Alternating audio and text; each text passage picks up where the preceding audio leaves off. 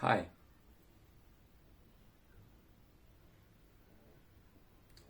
Let's explore nothing.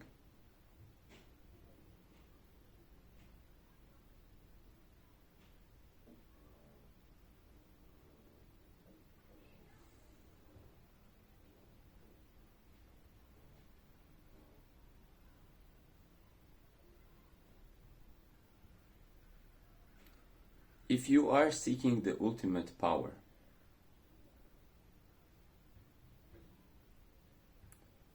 this power has the ability to transform reality in every possible way.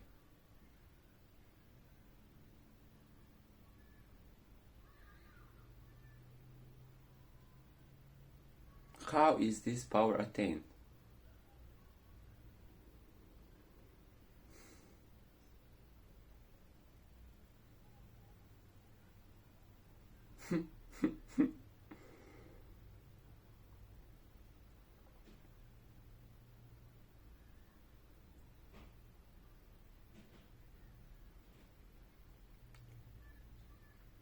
We need to nullify the presumption of the seeker.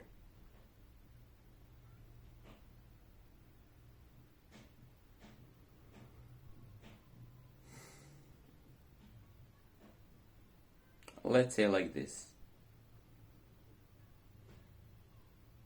A sensation arises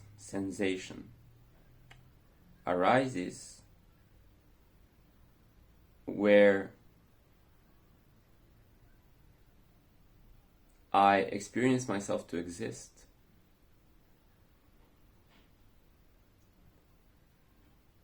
Onto that experience of existence,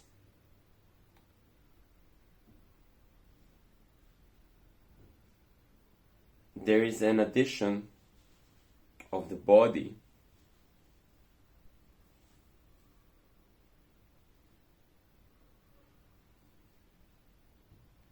so now I exist together with this physical expression, and there is many ways that I can interface the reality that is presented. So here's one way. I'm picking up a crayon with this hand. I'm putting down the crayon. So with this action,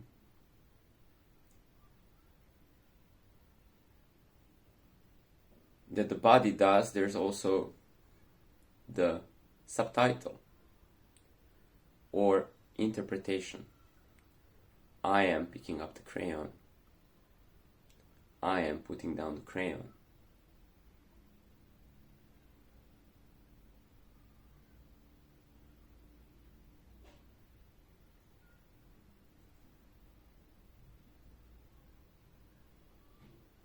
And already this simple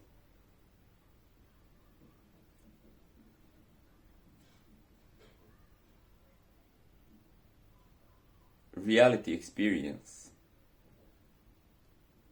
gives us a lot of room for error in interpretation. For who am I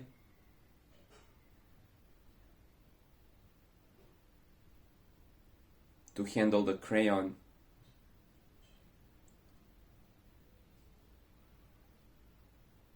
Let's observe this.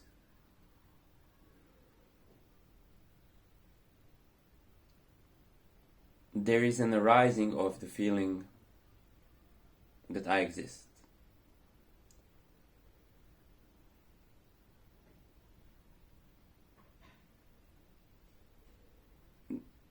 On top of that, I have a body and I can operate a crayon.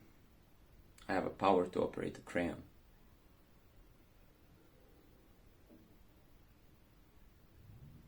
So I may interpret myself to be this being that has a body, and the crayon to be something other than myself, and the power to be something that is granted by my will. Because if I want to pick up the crayon, I go ahead and I pick up the crayon.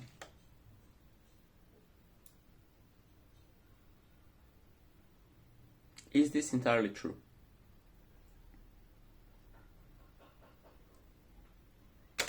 It's somewhat true. I just let the crayon go. But if I go and see the sense of self, which is the I am,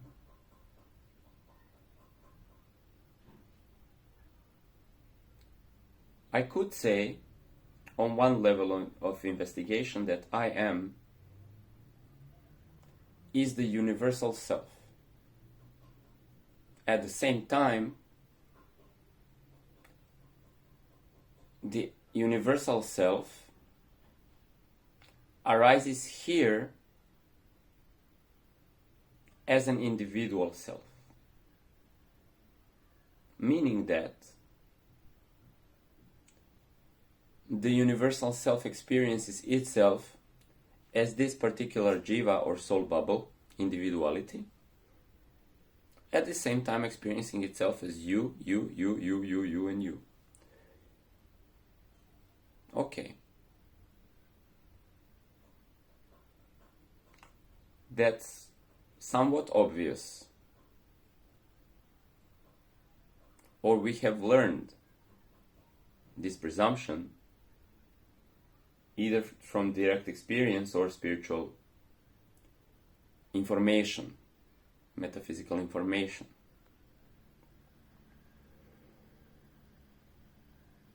But let's see if the feeling of being, the I amness, on a universal level is something that is absolute or something that is arising.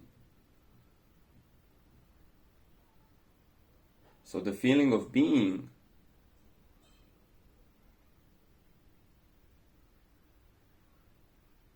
I am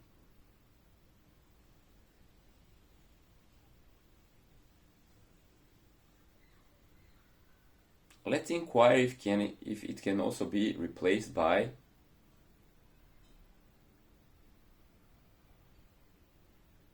no feeling of being.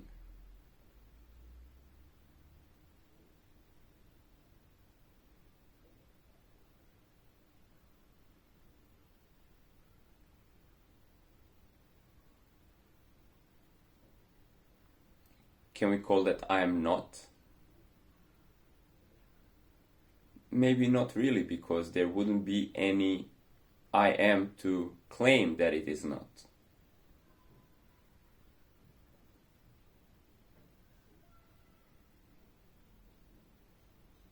So that would be the sense of emptiness with no sense of self.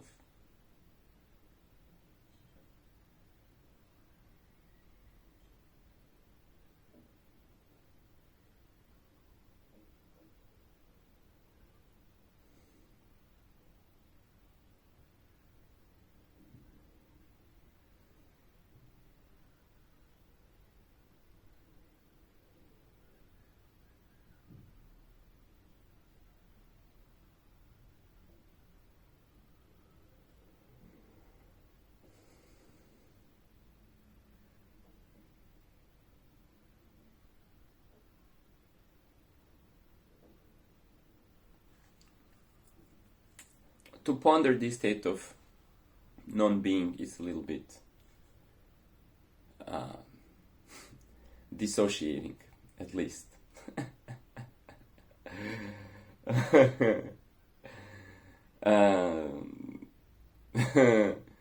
When I come into the sense of I am, it's quite funny. The seeming dichotomy or the paradox of nothing being actual and absolutely real, even the sense of I am, makes the I am laugh, because its existence is rendered a little bit comical. Existence and non-existence at the same time.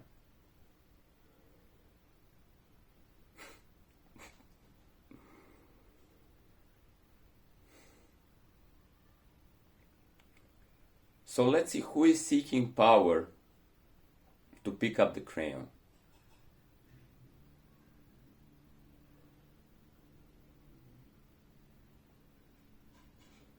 And we're going to, of course, inspect a paradox here.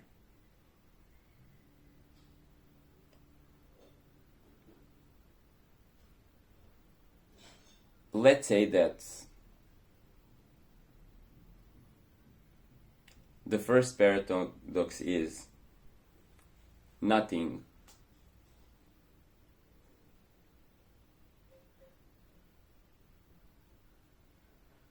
and the sense of self.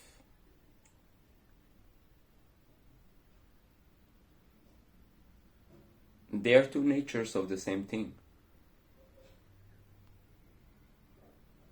One is expressed as a being, a sense of aliveness, a sense of self. The other is completely void of any expression.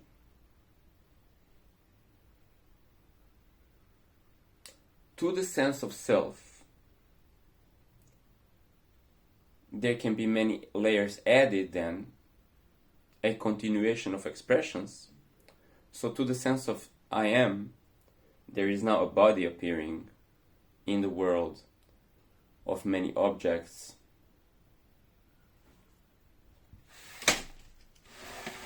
As you can see, I have infinite crayons.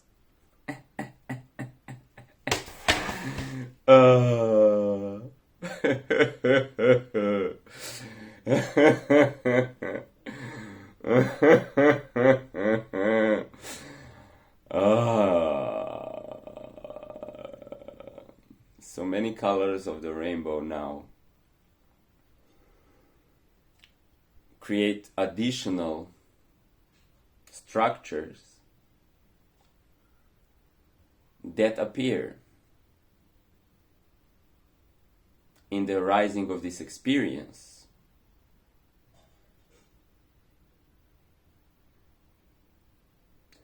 So the nothingness is expressing itself as everythingness at the same time. In the everythingness, there is a sense of being, there is a sensation of body, and the world of objects. So, let's say then that there is two things. Even though they're one thing, this one thing can be interpreted as unmanifest and the manifest nature. Unmanifest nature having no feature whatsoever. At the same time,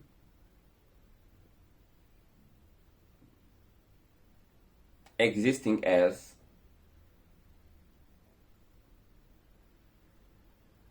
manifestation of the self, the experiencer,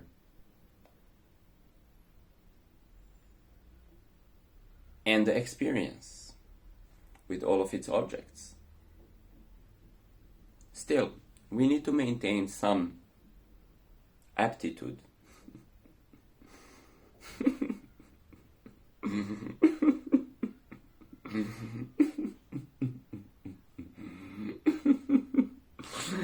It is funny that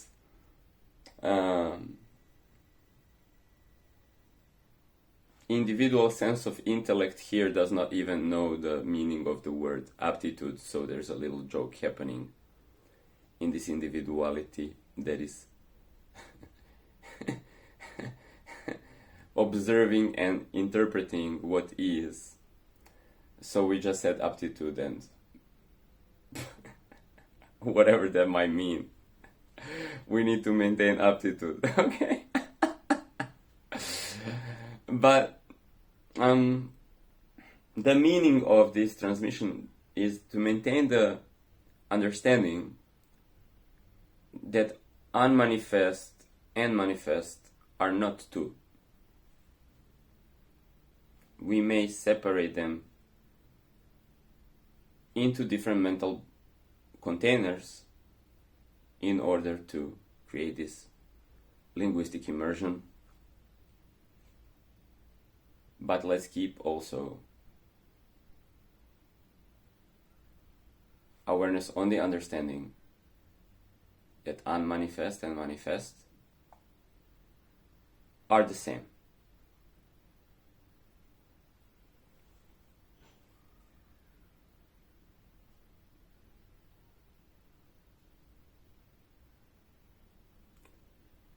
Now we seek power.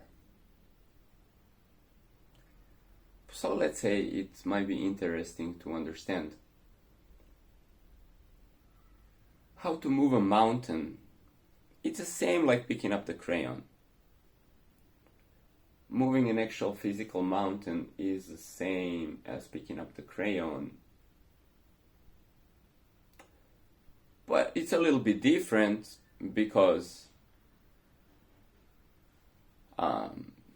let's say I pick up this hair comb. So that was different than picking up a crayon, right? But something was the same. The will, the inspiration, the idea manifested itself through the nature of the manifested experience. Through the nature of manifested experience in which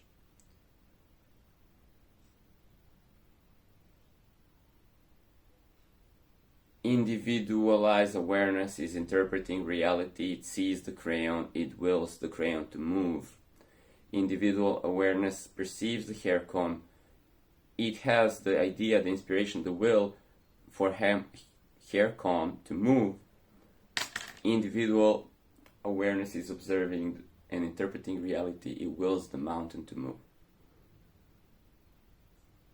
Perhaps it will be different because you cannot pick up the mountain with these two fingers. Maybe you can. But let's say, apparently, it does not seem manageable to pick up the mountain with his fingers and put it on a different place. We're gonna come into deeper analysis and find out if we can maybe even pick up the mountain with fingers. But what is same for the crayon, the hair comb, and the mountain is that they are observed in the interpretation of reality by individualized sense of being. And then there is a will to create a change in the perceived reality. Moving the mountain, moving the crayon, moving the hair comb. What is doing, or who is doing,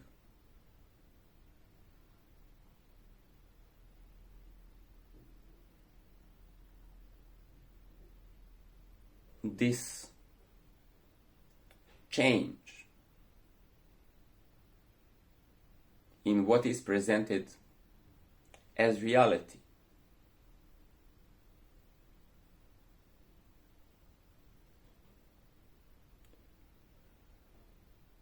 Is it the singular jiva or the individualization of my soul that is picking up the crayon? Yes, it is. Is it also true that it is the nature itself picking up the crayon?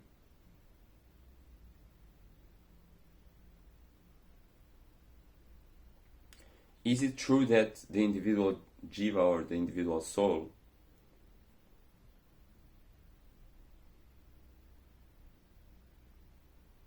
and the totality of expressed nature that you may call reality, you may call it an illusion, you may call it reality, but it is the expressed nature, it is the configuration of expressed reality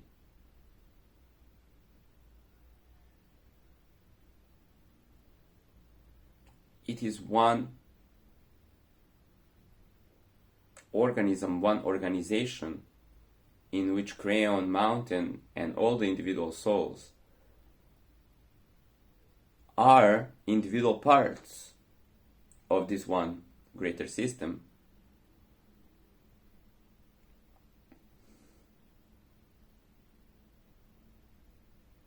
So it's necessary to observe that even though the crayon can paint on the paper, and my individual soul cannot, or my physical body cannot paint, okay? My physical body can talk. It does not paint on paper. I do not leave pigment when I move my hand across the paper. I do not leave pigment on the paper. So my body is not painting. The crayon is painting. This other aspect of nature that is a hair comb, you know, I can do my eyebrows.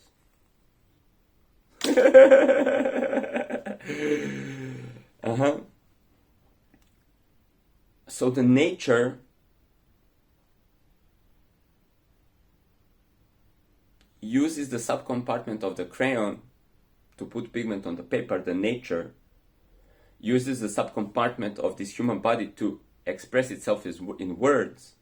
The nature uses a hair comb, the subcompartment of itself, to make my eyebrows not crazy.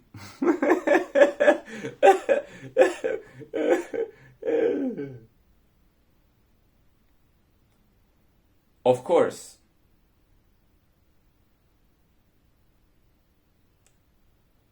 the nature that does this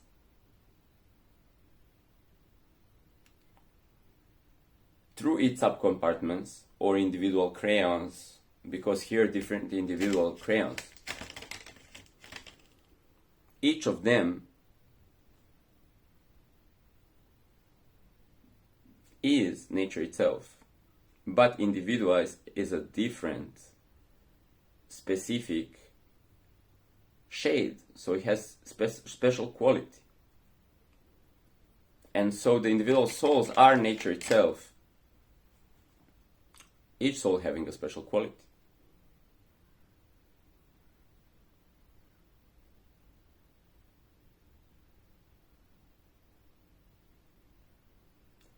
But now, can this operate without being a part of the whole? Can my body operate without being a part of the whole? Can any soul operate without being the part of the whole? So the whole is operating all of its parts, and the individual parts have a unique design and a unique purpose, and they can participate in the greater organization by fulfilling their purpose. So, can a comb use a crayon? I don't think so. It's very logical to deduct that the comb cannot use a crayon. Can a crayon use a comb? Nope. Can a comb move a mountain? Nope. But can a human use a crayon? Yes. Can a human move a mountain? Yes.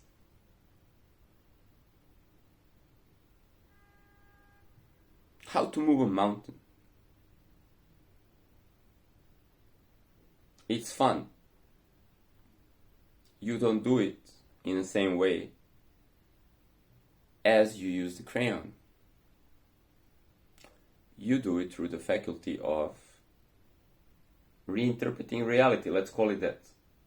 Let's call it communicating from your individual interpretation of reality, where you are appearing as existence, appearing as reality, having the interpretation of reality, but being able to communicate to the universe or the greater organization and to tell it to move a mountain, so you will not will that, or as you will to move a crayon, the nature will automatically flow through the body and the hand will pick up the crayon. As you will to move a mountain, a different transpiration of activities throughout the organism needs to arise. Something metaphysical needs to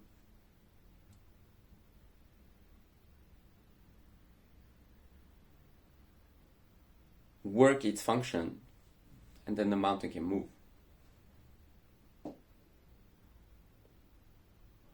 Of course, you can go and try to do that in a physical way, but it will be absurd a little bit. So before we obtain the ultimate power, here's a big joke.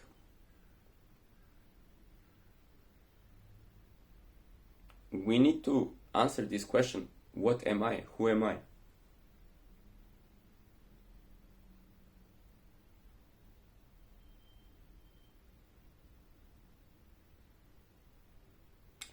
Because here's a simple fact. When the feeling of I am arises and it's attached to the body and it's attached to interpretation of reality, if we do not detach all of these components to return into the I am, and even deeper than that, to return into emptiness, then in this immersion of awareness, becoming fused with the body, becoming fused with the interpretation, willing to move a mountain, how can I move the mountain if I'm perceiving myself through the body-mind immersion? I will probably go and pick up a shovel and start to push the mountain, because from this organizational structure, from this appearance, I'm totally identified with my narrow view, first person view.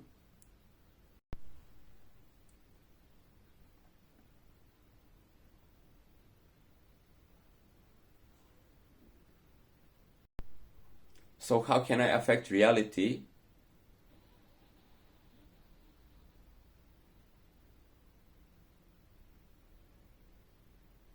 It's based on my interpretation of reality. I will have a narrow focus. And if I try to affect it in a physical dimension, I may have a good time, like moving some crayons. I might not find myself having such a good time with moving a mountain through purely physical interpretation of reality. If I can move back into the observation of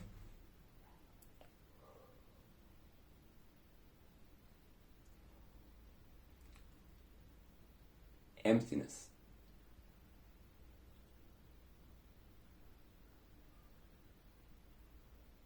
then it's also deductible that out of the emptiness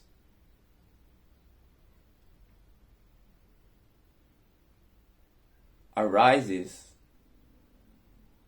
the expression of I am and the expression of complete total reality with all the mountains and the planets and the stars.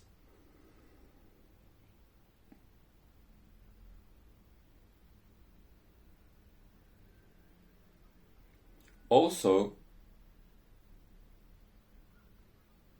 the ultimate power might then lie in the emptiness itself. So let's see whether the emptiness is creating any effort to produce mountains, crayons, and the infinite worlds or not.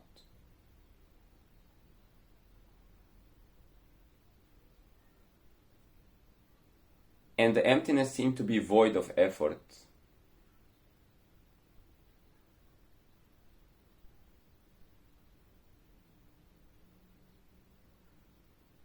Now the human beings, hair combs and crayons, mountains and other things in existence,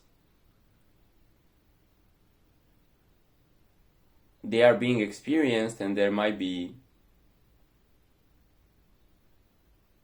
more or less, and there might be even quite a degree of effort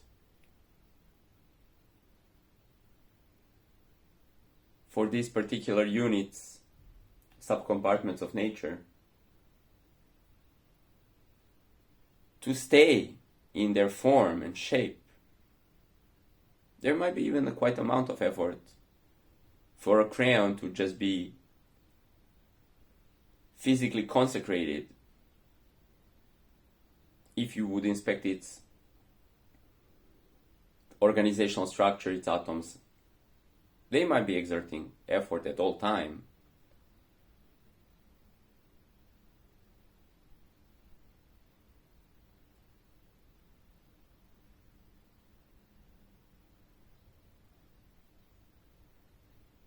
But to that which creates all nature with all of its subcompartments, there is seemingly no effort. So here's the question. Is it then easier to do something from nothing or from the first person immersion? Even move the crayon or move the mountain, would it be more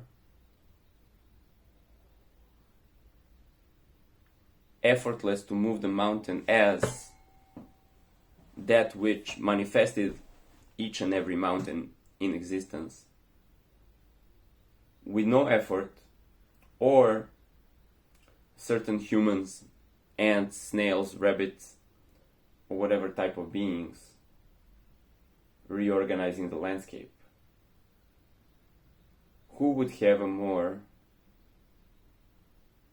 effortless task? That nothing, which is the ultimate power, it is the same as everything,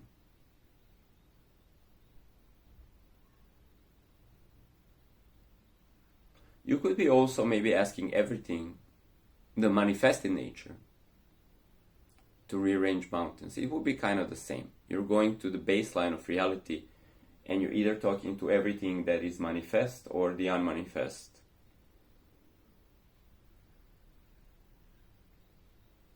Now, if everything and nothing could give you an answer, or if you can intuit what they would tell you, you might get a different answer from these two natures of the same.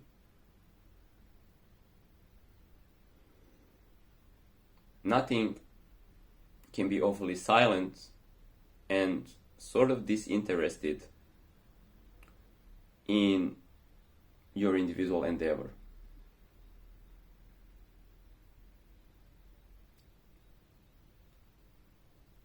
Nothing may be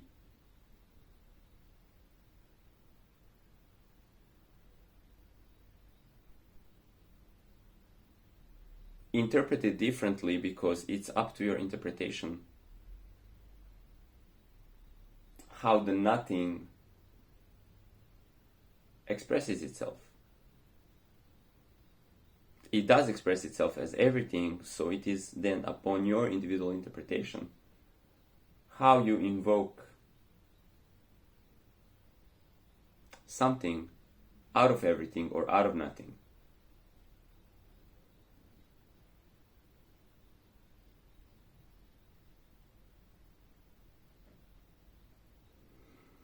Let's say like this: what does the crayon want from God? what does Jovan want from God? What do you want from God? What does every single human being want from God?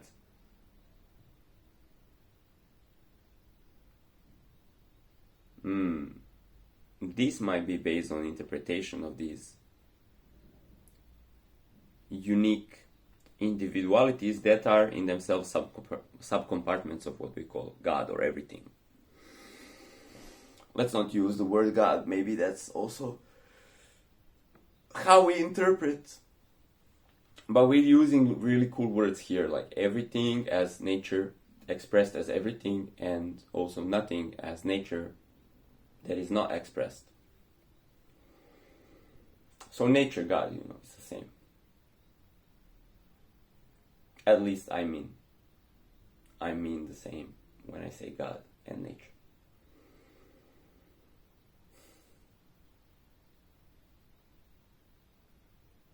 So the seeker of the ultimate power is the knower of emptiness. Or the knower of the emptiness is the one that realized the ultimate power. Even the knower of everything, altogether as manifested singularity, even the knower of the self without features, without individual interpretations, shapes, and forms. So knower of the formless self, or knower of the emptiness, or knower of the infinite singularity, the manifested nature, these are all like prototypal baseline qualities of nature. And nature is one, even though it can be interpreted through these different qualities. It can be accessed through these different qualities. So to the knower of either of these baseline modalities of nature, they have realized the ultimate power. The ultimate power lies in the observation of these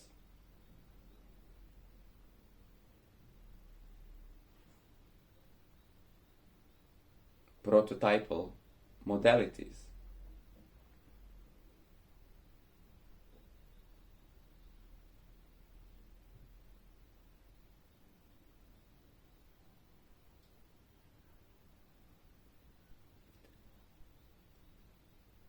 So how to apply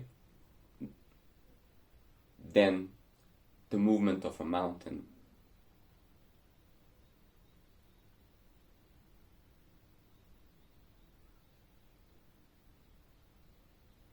First of all,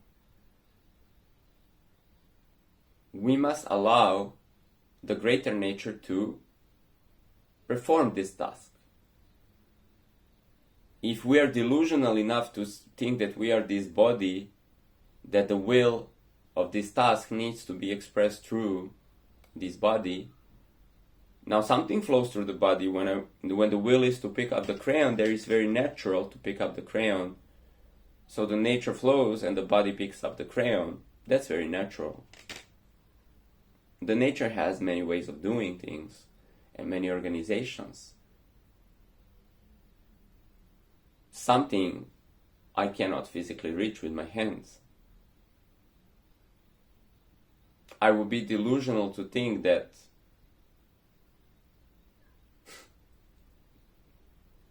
I'm supposed to think my way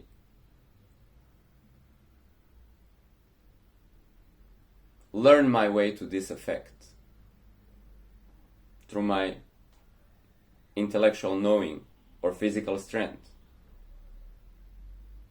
Because my intellectual knowing and physical strength or physical ability, they are somewhat limited. They can do very great, games. You can play amazing games with the physical movement and the kinetic movement and the intellectual capacity. But it has quite a few limitations.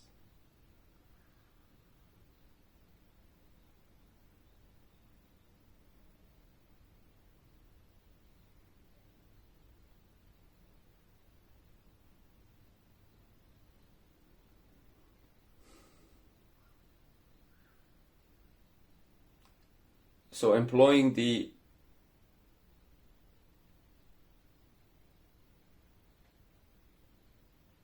nature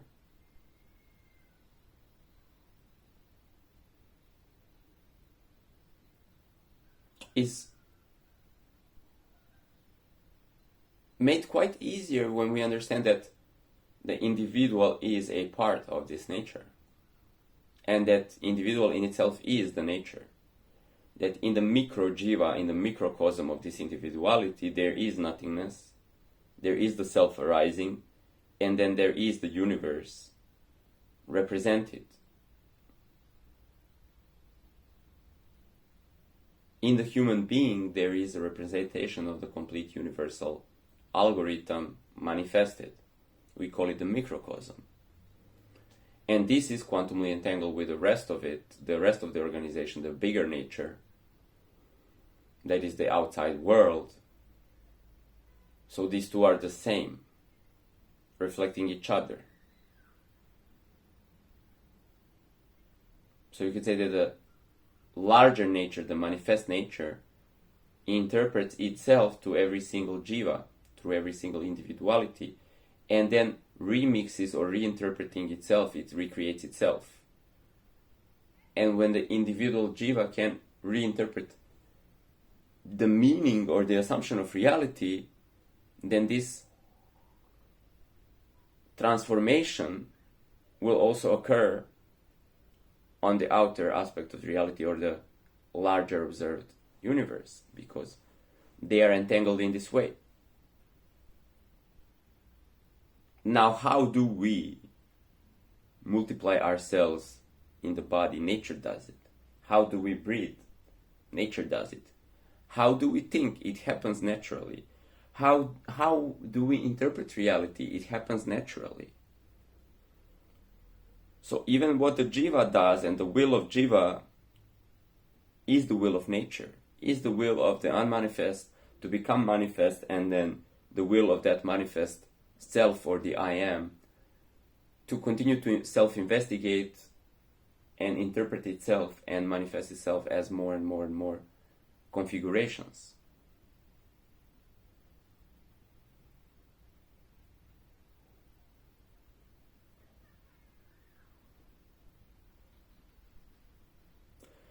The basic message here is, it is effortless for the no self, or I am self, to play out anything, to play out infinite multiverses for the very baseline nature of the nature, or you. Everything is just streamlined. There is just will and an impulse, and then the parts of what is already created, they streamline this will, and then poof, you get your reality. You get the configuration of what appears to be the experience, and we call it reality. Is it real? It appears to be. It is really experienced. But is the experience even real? It is. The experiencer arises. The experience of the I am self, the awareness, arises from the unmanifest. They are interchangeable. The awakeness and sleep, they're interchangeable. But in the awakeness, there is a crystallization of experience. So the awakeness and the crystallization of experience, they both arise.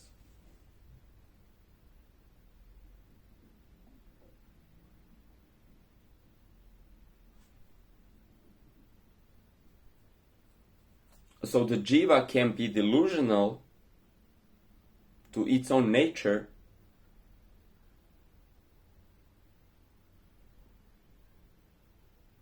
and then try to do things in the experience of reality and not get results, or even find itself in a state of suffering because of, well, short-minded interpretations or interpretations and doings towards manipulation of reality coming from an incomplete assumption or a little bit distorted presumption of how something works. This causes the suffering to arise in the experience of the jiva, so the viewing of reality can be nudged back into a holistic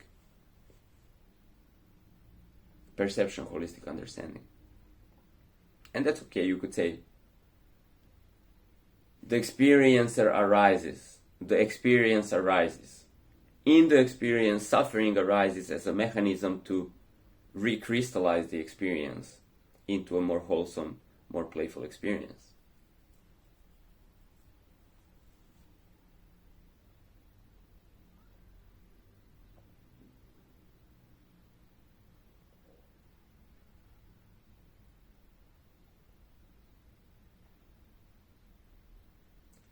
The awareness itself does not suffer. The unmanifest nature does not suffer. They're only parts in the jigsaw puzzle. They can be moving harmoniously, or they could be creating agitation. So this agitation we interpret as suffering. So how to allow the parts to move harmoniously? Let's say move a mountain effortlessly. When the first person interpreter of reality, that is the jiva, that is the I am individual, is aching to move a mountain, he needs to give that task either to the manifest everythingness or the unmanifest, in a way then that this endeavor can be then released completely from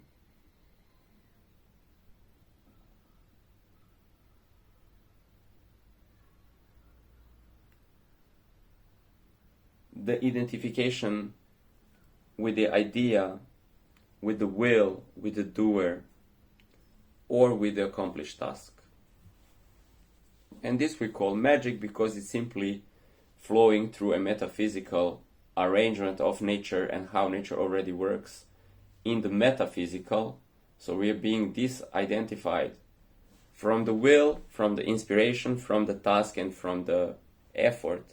First, we need to become identified with the interpretation of reality so the will can arise, the desire can flower into an observation of that quest being fulfilled.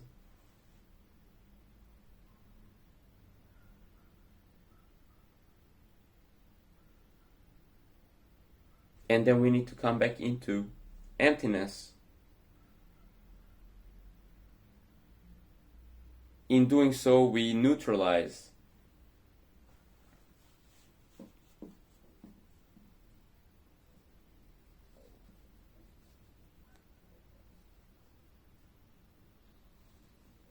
the further pondering of the task or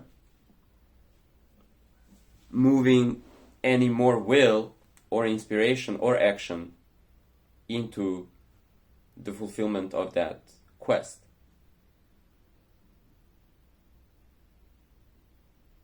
So behind the scenes, or metaphysically now, the infinite power, the omnipotence, creates this motion. Now let's rewind and recap everything. For the one who is the seeker of the ultimate power, one must realize that by neutralizing the seeker and the doer and the will and the inspiration and any connection to the fulfillment of the quest, one becomes then the nature itself, which is infinite and omnipotent, and it is effortlessly doing the job. Now, at the same time, the will arises through the individual to do something new, because this is the wiring of the nature, and through the will, inspiration is acquired, and then the doing is foreseen, and sometimes a physical action naturally flows through the body where something is done effortlessly, or there is no need to do things in a physical way because they will be done behind the scenes on a metaphysical stage. And then these movements of nature will take effect in the physical reality. And there might be nothing for the body to do. The body may just sit here, observing that the nature is doing itself. So with or without physical action and the body, the nature is doing itself. Sometimes nature comes, animates this body, and talks to you. The nature expresses itself. It is also the free will of this individuality, this jiva, whether it wants to talk or not. So jivas have choice. The crayons, they don't have this choice because the crayons are submitting to the will of the jiva. It is their function to submit to the will of the jiva, so they will flow, be utilized as a tool, as an extension of the will of the jiva. The fingers also, they don't have free will, they are the extension of the will of the jiva.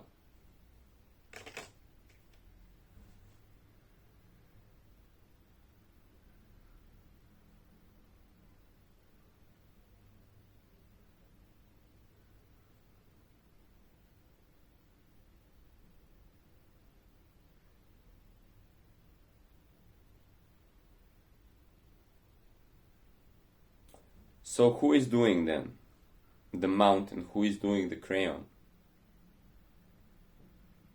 The sequence. The sequence of nature. The sequence of nature wills itself into a manifested being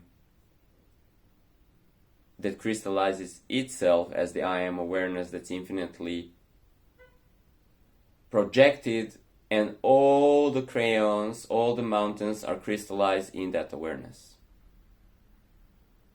And all the jivas, all the individual crayons, and all the individual souls and human bodies and human beings are crystallized within that.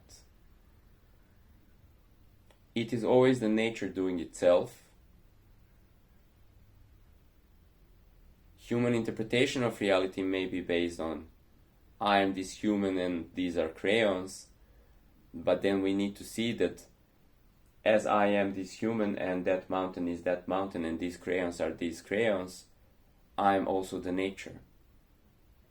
And that as nature I am the mountain and I am the crayons, and I am the infinite pathways through which anything can be reinterpreted, remixed, or come into existence or out of existence.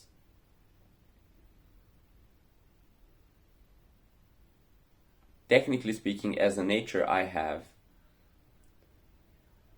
unlimited ways to move these crayons. So let's see, the crayons are on this table right here. Yes? As nature, I have infinite pathways to move these crayons. So let's say this individuality, Jovan, has a willing to move these crayons, let's say from this side to that side of the table. Now, Jovan also has the will that is the expression of the nature in totality through this one perspective, one individuality. Nature has the will to move these crayons. Now, in this individuality, Jovan also has the will whether he wants to flow the nature through his body to pick up this and put it there, or not. So if Jovan wills to move the crayons, but then he wills not to move his body, then another pathway nature must find to move crayons from one side to the other. And the nature follows the path of least resistance. So if Jovan is resisting the flow of nature to put this, it's okay, it's in his free will. Then another person might come, whatever is in the most proximity for infinite pathways of nature to move these crayons. Let's say my mom comes into the room and she gets the inspiration to move this for whatever reason, maybe to wipe the table clean. Okay. Now the nature can use an earthquake or teleportation or the quantum arrangement. It can use many pathways to achieve this. The nature finds the path of least resistance to fulfill every single will of itself. That makes co-creation with the nature extremely effortless. Because every crayon can do only what they want to do, only their color. Every human being can do only what they want to do, only their own inspiration they can fulfill. If they don't want to move, they don't need to move. If they want to move and pick up crayons and paint, they can do that.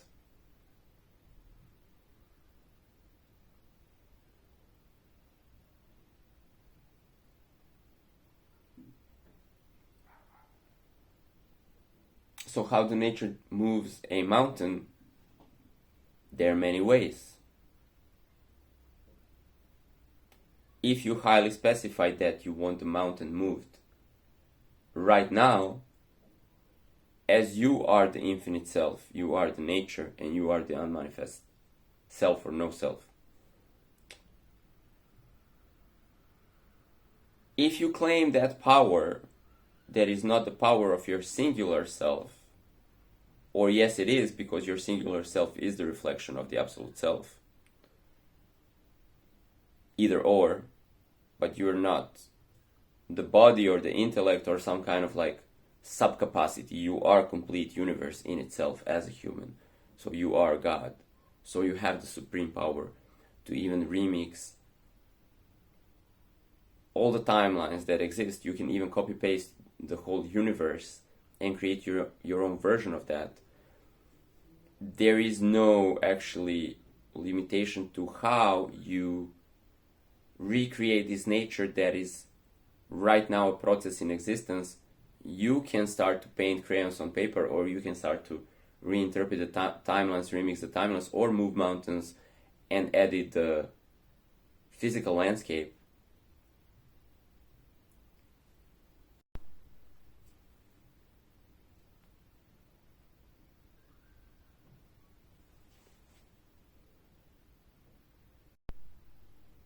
But you need to apply your greater nature, your absolute nature, to the task.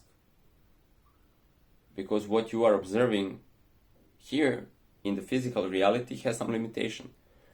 What you're observing in your intellectual capacity has some limitation of what you're informed about. Even what you can do on a metaphysical or quantum level, you need to be able to know thyself to that depth before you can even assume the inspiration to move a mountain.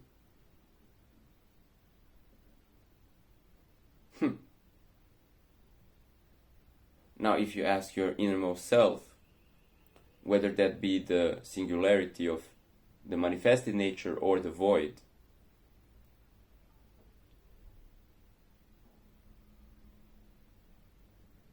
what are the ways that you can achieve a mountain moving in this exact moment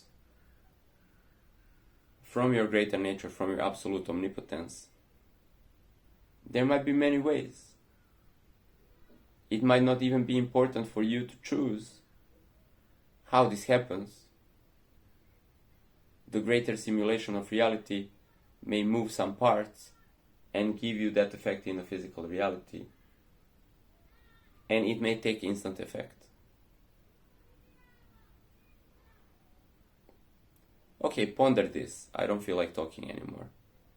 Ponder this for yourself, and it's not really about moving the mountain.